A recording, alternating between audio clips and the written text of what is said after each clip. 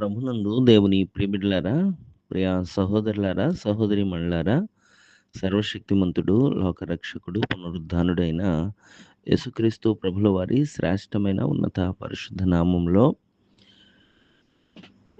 June మాసము 20వ తారీఖు శనివారపు ఉదయకాల శుభాలు మీ అందరికీ కూడా హృదయపూర్వక నిండు వందనాలు తెలియజేస్తున్నాను.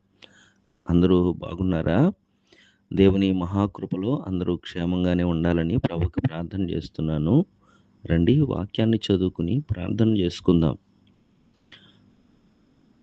ఆ సమరయులు ఆయన యొద్దకు వచ్చి తమ యొద్ద ఉండుమని ఆయనను వేడుకొనిరి గనుక ఆయన అక్కడ 2 దినములు ఉండెను.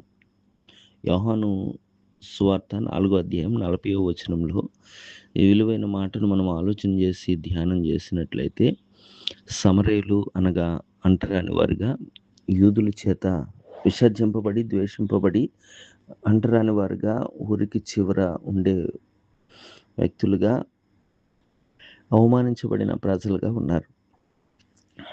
ఈ సమరయకి దేవుడు ఆ సుకారుని ఊరి దగ్గర యాకోబు యోసేపుకి ఇచ్చిన బావి దగ్గర సమరయ స్త్రీతో మాట్లాడినప్పుడు, ఆ సమరయ స్త్రీ జీవితాన్ని దేవుడు తెలియజేసినప్పుడు ఆ ఊరి వారందరినీ కూడా ఆమె దేవుని యొద్దకు తీసుకొచ్చింది. వారందరూ కూడా రక్షింపబడ్డారు. వారి దగ్గర ఆయన ఉండమని బతిమలాడుకుంటున్నారు. బతిమలాడుకుంటున్నప్పుడు మనం చదివిన మాటలో 2 దినాలు అక్కడ ఆయన ఉన్నాడని. అయితే సమరయ స్త్రీ ఒక్క పర్యాయము దేవుని మాటలు విన్నప్పుడు ఊరు వారందరిని రక్షించింది. వారు కూడా ఆయన్ని చేర్చుకున్నారు, ఉండమని బతిమలాడుకున్నారు. ఎన్నో సంవత్సరాలుగా దేవుని మాటలు ఆలకిస్తున్న నా జీవితంలో ఆయన హృదయం అనే తలుపు దగ్గర తడుతూ ఉంటే, ఎప్పుడైనా నువ్వు చేర్చుకున్నావా? ఆయన్ని నీ ఇంట్లోనికి ఆహ్వానించావా? నీ జీవితంలోనికి ఆహ్వానించావా? ఆయన నాతో ఉంటే చాలు, ఆయన నాతో ఉంటే నాకు మేలు అని ఎప్పుడైనా అనుకున్నావా? అలా అనుకుంటే గనక ఆయన అంటున్నాడు, ఎవరు నా స్వరం విని తలుపు తీస్తే వారి యొద్దకు నేను వస్తాను, వారితో నాతో వారు కలిసి భోజనం చేస్తారని.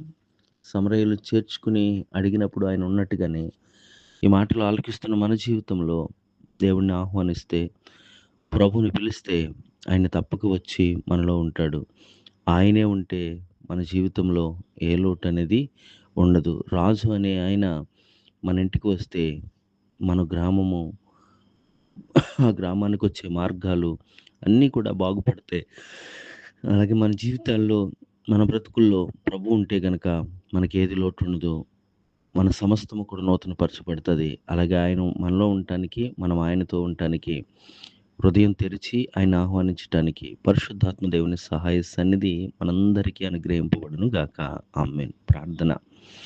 సర్వశక్తిమంతుడా, సర్వోన్నతుడా, సకల ఆశీర్వాదాలకు కారణభూతుడైన గొప్ప దేవుడా, నీకు వందనాలు.